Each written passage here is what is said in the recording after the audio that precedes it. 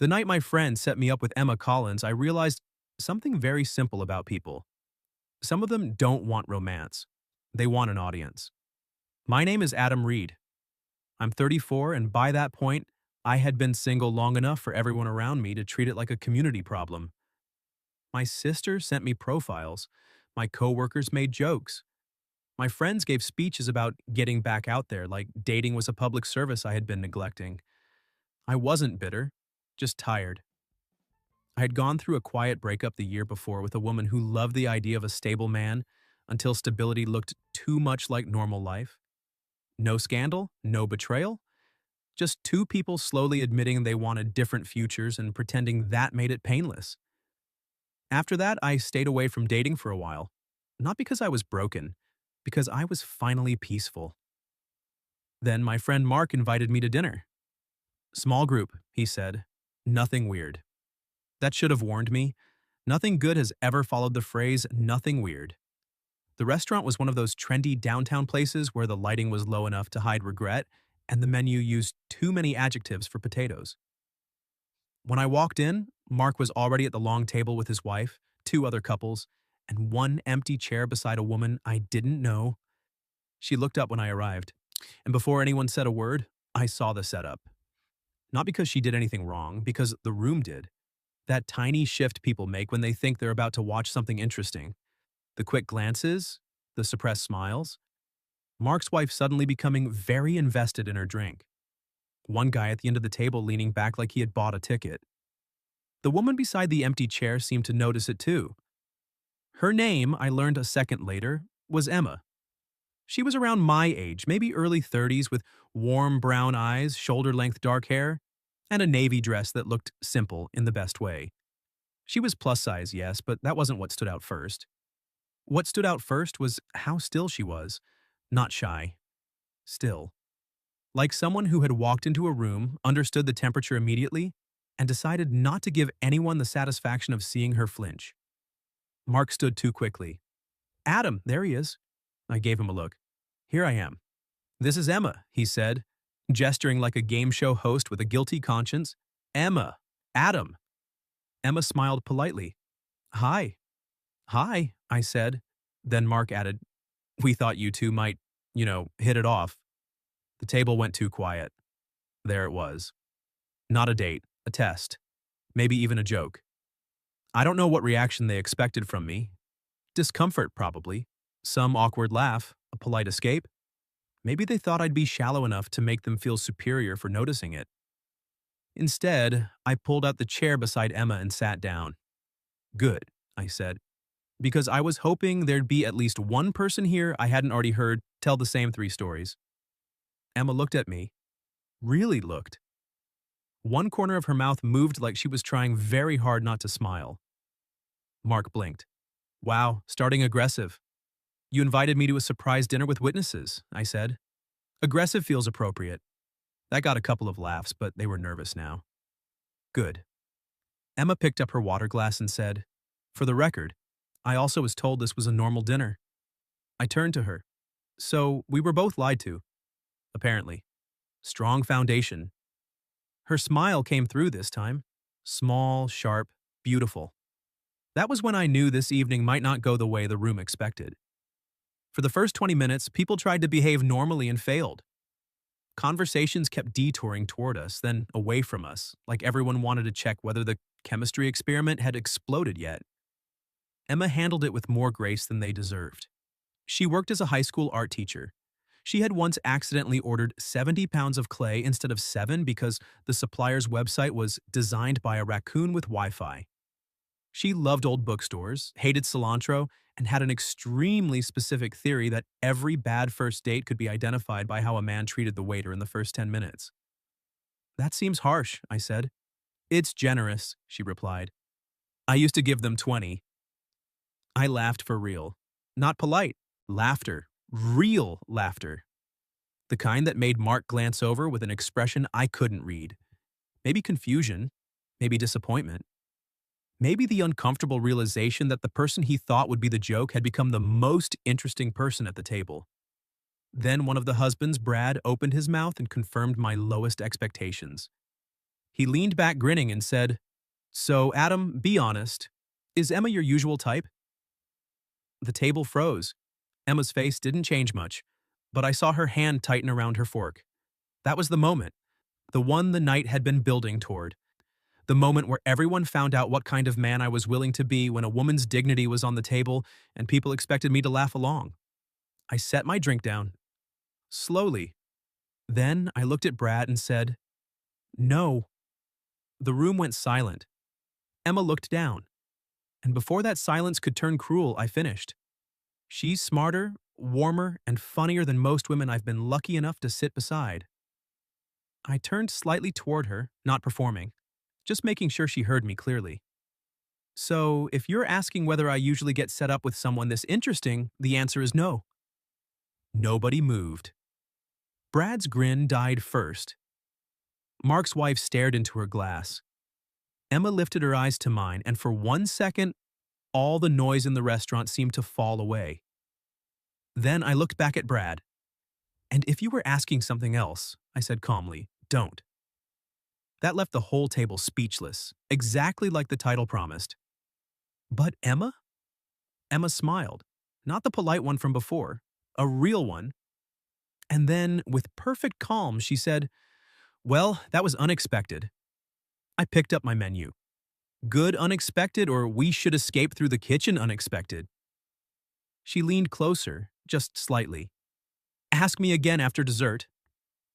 And for the first time all night, I forgot the room was watching. Dessert became the safest deadline I'd ever been given. Not because the room got easier, because Emma did. Once Brad's comment had been shut down, the table lost its appetite for cruelty and spent the next half hour pretending the whole thing had never happened. That was always the pattern with people like that. They loved a sharp moment until it required accountability. Emma didn't make it easy for them. She didn't storm out. She didn't shrink. She didn't reward anyone with visible damage. She simply turned toward me and started talking like the rest of the table had become background music. "So," she said, unfolding her napkin again, "what do you do when you're not rescuing blind dates from social experiments?" "I manage operations for a regional bookstore chain." Her eyes lit up. "You're kidding." "I rarely start with my most seductive fact, but yes." "That is actually dangerously close to seductive," I laughed. "Books? Books, logistics, and access to staff recommendations? Please, that's a power combination." That was how we got from awkward setup to first real conversation. She asked good questions, not the job interview kind, the kind that made you reveal things by accident. She wanted to know what book I judged people for pretending to like, which store in our chain had the best atmosphere, whether I believed people bought books for who they were or who they wanted to become. I told her both. She smiled like that answer pleased her. Then she told me about her students. Not in the heroic teacher way some people perform, but with real affection and frustration mixed together. One kid who only drew dragons but made them emotionally specific. One senior who had painted a portrait of her grandmother from memory and made the whole class go quiet. One freshman who kept hiding tiny cartoon frogs in every assignment like an artistic signature. By the time dessert menus came, I had forgotten half the table existed. That apparently bothered Mark. He leaned in with a forced grin and said, "Wow, you two are really hitting it off." Emma looked at him. "Was that not the plan?" His grin twitched. "No, of course, I just mean, you seem surprised," I said. Mark looked at me. I held his gaze. Not angrily. Anger gives people too much drama to hide behind. Just steadily. He cleared his throat and looked away first. "Good." Emma noticed. Of course she did. When the waiter came, she ordered chocolate cake and 2 forks without asking me. I looked at her. Bold. Assumption. "You defended my honor. You've earned shared cake privileges." Is that the system? It is now. The cake arrived, and for a while the evening was almost normal. Better than normal, actually. She had a dry sense of humor that kept sneaking up on me. She made fun of herself without putting herself down, which was a difference I respected immediately. And every time I caught the table watching us, she seemed less embarrassed and more amused. Still, I could feel there was something under it. something she was holding carefully. It came out after dinner. People started gathering coats, checking phones, splitting the bill with the emotional intensity of a treaty negotiation. Emma slipped her purse over her shoulder and said, "I'm going to get some air." I followed 2 minutes later after giving Mark a look that said our conversation was not over. She was outside under the restaurant awning, arms folded lightly, city light catching in her hair. She looked calm, too calm. I stopped beside her. "You okay?" She smiled without looking at me. "That question has become very popular tonight." "That's not an answer." "No." She looked at the sidewalk. "I'm okay. I'm also tired of being okay in rooms where people expect me not to be." That was a sentence with history behind it. I didn't rush into it. She glanced at me. "You handled Brad well?" "He made it easy." "No." Her voice softened. "He made it familiar." That hit harder. Emma took a breath and let it out slowly. I knew what this was 5 minutes after I sat down. Maybe earlier. Mark's wife kept over smiling, and Brad looked like he was waiting for a reaction. I almost left. "Why didn't you?" She looked at me then. "Because you walked in." My chest tightened. Not because it was romantic, because it was trust given before I had earned much of it. "I thought," she continued, "maybe if you looked disappointed, I'd excuse myself, go home, and delete 3 phone numbers before midnight. And if I didn't? Then maybe dinner would be interesting." I smiled a little. "Was it?" She looked at me for one long second. "It became interesting." The door opened behind us. Mark stepped out, hands in his jacket pockets, wearing the uncomfortable face of a man who knew he needed to apologize but hoped the sidewalk might do it for him. "Hey," he said. "Adam, can I talk to you for a second?" Emma looked between us. "I can give you 2 space." "No," I said. "You can stay." Mark's face got worse. Good. He deserved witnesses too. He rubbed the back of his neck. "Look, I didn't mean for anything to get awkward." Emma let out a quiet laugh. "That is an incredible sentence." Mark glanced at her, then back at me. "I just thought you two might be good for each other." "That part could be true," I said. "The problem is you invited us like people and watched us like entertainment." That landed. Mark looked down. "Brad was out of line," he muttered. "Yes," I said, "and everyone who sat there waiting to see what I'd do was right there with him." He didn't have an answer. Emma did. She stepped slightly forward and said, "For what it's worth, I don't need anyone punished. I just need fewer people confusing cruelty with honesty." Mark looked properly ashamed then. Finally. "I'm sorry," he said. Emma nodded once. Accepted. Not erased. That sentence made me look at her again, because that was the kind of strength people miss when they're too busy judging what's easy to see. Mark went back inside after that, leaving us alone under the awning. For a moment, neither of us spoke. Then Emma looked at me and said, "You know, I had a speech ready." "For him?" "For the table, for all of them. It was very good, sharp, devastating, possibly too long." "What happened to it?" She smiled. "You ruined it." "I apologize." "No, you don't." "No," I admitted. "I really don't." Rain started lightly then, soft enough not to run from. Emma looked up at it, then back at me. "So," she said, "you asked earlier. Good unexpected or kitchen escape unexpected?" I tucked my hands into my jacket pockets and looked at her properly. Good unexpected. Her smile came slowly, warm this time. "Good," she said, "because I was hoping you'd ask me out without an audience." And just like that, the entire night stopped belonging to the people who set us up. I looked at Emma under the restaurant awning, rain softening the city lights behind her, and realized something uncomfortable. I hadn't wanted the night to end either. Not because I needed to prove anything to the table inside.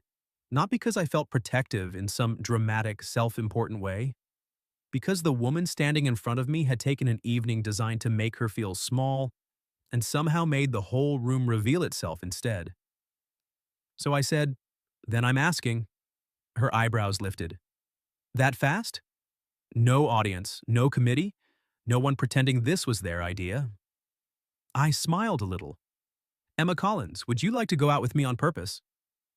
Her mouth curved slowly. On purpose is important. I thought so. She looked past me through the restaurant window, where Mark and the others were still gathered near the bar, trying very hard not to stare and failing badly. Then she looked back at me. Yes, she said, but not tonight. That caught me off guard. She noticed and smiled, not unkindly. Tonight is contaminated. I laughed once. That's fair. I don't want our first actual date to be built on me being publicly underestimated, and you being decent in front of witnesses. Her voice softened. I want to know what this feels like when nobody is watching. That was the best answer she could have given, because it told me she wasn't dazzled by one moment. She wanted something real enough to test in daylight. Coffee Saturday? I asked. Bookstore first, she said immediately. I stared at her. What? You manage bookstores. I teach art. If you take me somewhere boring, I'll lose respect for you. That's pressure. That's standards. I smiled. Bookstore Saturday, then coffee. Good. A car pulled up to the curb behind us. Emma glanced at it. That's mine. I didn't want her to leave yet, which felt ridiculous after one strange dinner and a chocolate cake negotiated by fork, but I also liked that she was leaving on her own terms. Before she stepped away, she turned back to me. Adam? Yeah? Thank you for what you said in there. You don't have to thank me for not being cruel. No, she said, but I can thank you for being precise. Then she got into the car and left me standing under the awning with rain on my jacket and the very strong sense that Mark had accidentally done one useful thing in his life. Saturday came slower than it should have. I spent Friday fielding 3 texts from Mark. I really didn't mean it that way. Brad was being Brad. You're mad, aren't you? I answered the last one. I'm disappointed. That's worse. He didn't respond after that. Good. Emma met me at the downtown branch at 11, wearing jeans, a rust-colored sweater, and a denim jacket with paint on one sleeve. Not styled, not trying too hard, just herself. That was the thing I noticed first. She looked comfortable in her own skin in a way that dinner table had tried and failed to disturb. Before we begin, she said, I judge people by what section they drift toward first. High stakes. Extremely. We spent 2 hours in that store. 2. She pulled books from shelves and told me which covers lied. I showed her the staff recommendation wall and explained how one 80-year-old regular could destroy our entire ordering strategy by recommending a mystery novel to half the neighborhood. She made me pick a poetry collection. I made her pick a cookbook. Neither of us bought the books we came in thinking we wanted. That felt like a sign. Afterward, we went to a small cafe around the corner, the kind with mismatched chairs and a window seat that made people accidentally honest. Halfway through coffee, Emma stirred her drink and said, Can I ask something awkward? Given our origin story, I think we're past normal. She smiled, then got serious. Did you feel like you had to defend me? I could have answered quickly. I didn't. No, I said. I felt like Brad tried to make you the punchline of a joke I didn't agree to hear. Her eyes stayed on mine. And if I had handled it myself, she asked, I would have enjoyed watching him suffer. That got her. A laugh, real and bright, warm enough to pull attention from the table behind us.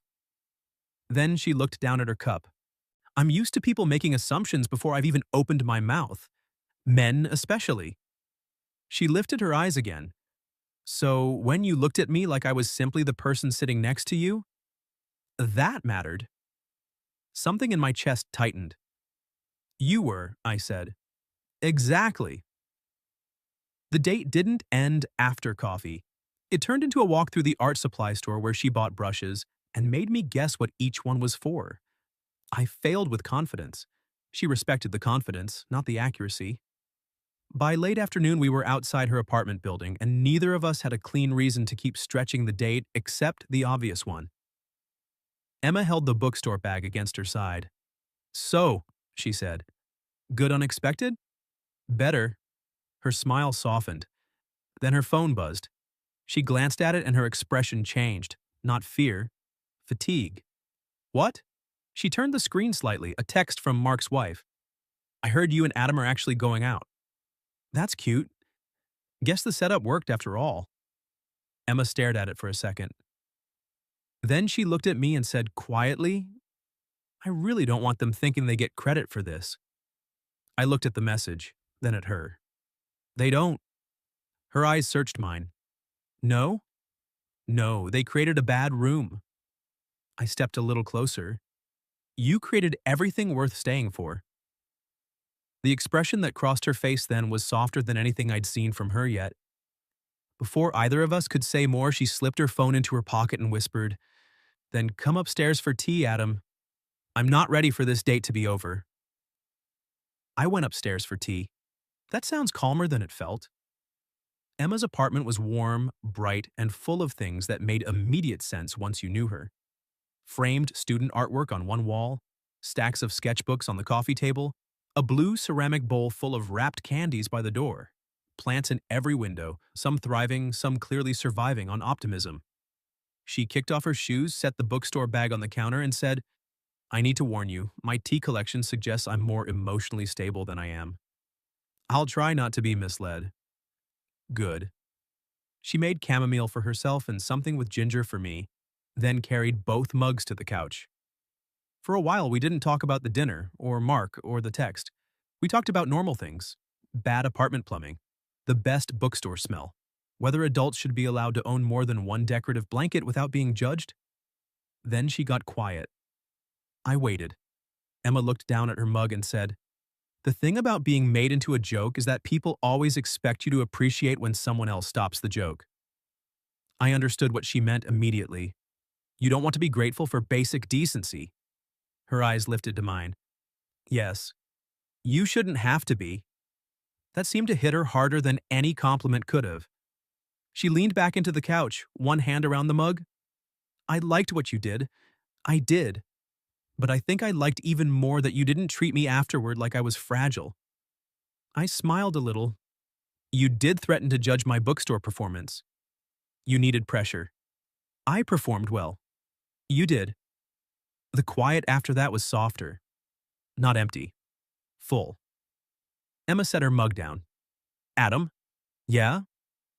I'm not asking for a speech. I'm not asking for reassurance. I just want the truth. She looked at me directly. Did tonight change how you saw me? Yes, I said. Her expression flickered. So I finished before fear could fill in the wrong ending. It made me see you more clearly. She didn't move. I already thought you were beautiful, I said. But tonight I saw the way you hold your ground. The way you refuse to become bitter even when people hand you every reason. The way you can accept an apology without pretending the hurt never happened. I leaned slightly closer. That changed how I saw you. It made me want to know you properly. Emma's eyes went bright, but she smiled through it. That, she whispered, was dangerously precise. I was told precision matters. It does. Then she kissed me. Not because I had rescued her. Not because the night had wounded her and I was convenient comfort. It felt like a choice. Clear, warm, and entirely hers. When we pulled apart, she laughed softly and touched her forehead to mine for half a second. What? I asked. I was trying not to kiss you until the second date. How'd that plan go? Poorly. I'm honored. You should be. The second date happened 3 days later. No audience, no setup, no awkward table full of people waiting for a reaction. Just us in a small Italian place where the waiter brought extra bread, and Emma drew tiny cartoon frogs on the paper napkin while telling me about a student who had finally submitted a painting after months of saying he wasn't an art person. After dinner, we walked for almost an hour. She took my hand first. I liked that, not because I needed proof, because it was Emma choosing without asking the room for permission. Mark apologized properly a week later, not by text, in person. He came to my office, looked uncomfortable, and said, I thought I was being funny. I wasn't. I'm sorry. I said, Tell her that. He did. Emma accepted it the same way she had outside the restaurant. Accepted, not erased. That became one of the things I loved about her first. She didn't pretend pain was smaller than it was just to make other people comfortable. But she also didn't let it become the whole room. 3 months later, she invited me to her school's spring art show. I watched her move through the gymnasium while students pulled her from one painting to another, each of them wanting her to see what they'd made. She looked radiant there, not because of how she was dressed, because she was exactly where she belonged. One of her students, a shy girl with purple glasses, asked if I was Miss Collins' boyfriend. Emma looked at me. I looked at her. Then I said, "I'm trying very hard to earn the title." Emma smiled so big the student giggled. A year later, we moved in together. Not because it was dramatic, because Sunday mornings had started feeling strange when we woke up in different places. She brought too many blankets. I brought too many books. We compromised by buying more shelves and pretending that solved anything. 2 years after that, I proposed in the bookstore. Not in front of a crowd. No big speech over a microphone. Just Emma in the art section holding a book she hadn't meant to buy, turning around to find me with a ring and the most honest sentence I had. "I don't want to be the man who defended you one night," I told her. "I want to be the man who chooses you every ordinary day after it." She cried, then laughed, then said yes before accusing me of manipulating her with location. She was right. I absolutely had. And later, when people asked how we met, Emma would smile and say, "A group of people set us up badly." Then I'd add, "Luckily, they underestimated both of us." What would you have done if your friend set you up on a blind date like it was a joke? And then the person beside you turned out to be the most interesting person in the room. And have you ever had someone underestimate you before they even knew you? Tell me your story in the comments. If you like this one, leave a like, subscribe, and I'll see you in the next video.